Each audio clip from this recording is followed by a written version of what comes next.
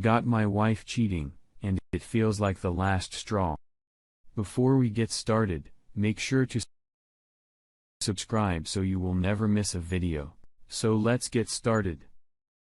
Got my wife cheating, and it feels like the last straw.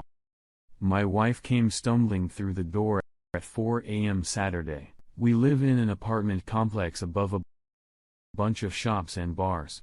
We had dinner. I decided I didn't feel like going out because I couldn't drink due to a work commitment. But I told her I didn't mind her going downstairs to have a drink or you. Around 12 a.m., I texted her to see what was up.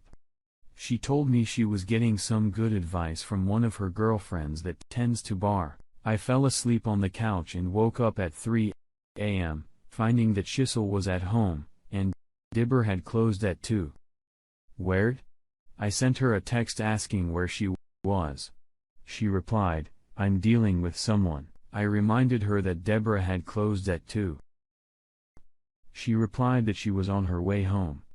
I heard her struggling with the keys and opened the door for her. She was standing there swaying, and I knew she was completely tanked.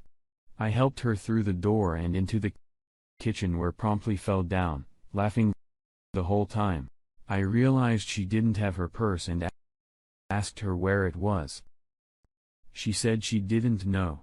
I picked her up off the floor and helped her to the bedroom. She left her phone on the counter, so I decided to see if maybe someone had texted her about leaving her purse behind. The second message down was from a guy that I didn't know. When I opened the message thread, they were talking about how they couldn't wait to meet up to fuck when I left for a 7-day work trip on Monday. The last text said 2 more days, like they were in a countdown for me to leave. My wife stumbles back into the kitchen to get her phone. That's when she realizes she fucked up and forgot to delete the messages before she came home. She then spent the next couple of hours asking me if I want a divorce. Crying. Can she take the dog more crying? Threatened in suicide in vain, asking me if she should book the next flight home, etc. Not to get too specific, but I'm in the military, and my job takes me offshore for about 2 weeks a month. Not the easiest lifestyle, but certainly not a worse in my career field. So I do empathize with her loneliness, the fact that she completely removed from family and friends at home and stuck in the armpit of New Jersey. No offense. I actually don't mind it. I had previously had some suspicions in the fall of last year when she had some bruises around her breast after it got back from a patrol. She explained them away, but saying that she got a little rough while pleasuring herself. My God told me it was bullshit. When I confronted her, she denied it heavily.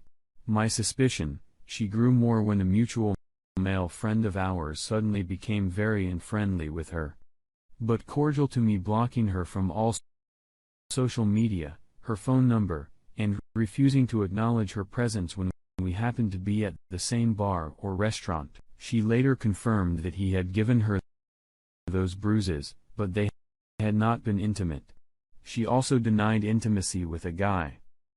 She was basically sexting, but my God is telling me that a lie. Also, I've stuck with this woman through a lot of bullshit. I'm a very laid-back person, and my stress has been peaking since we got married. She gutted her second gooey.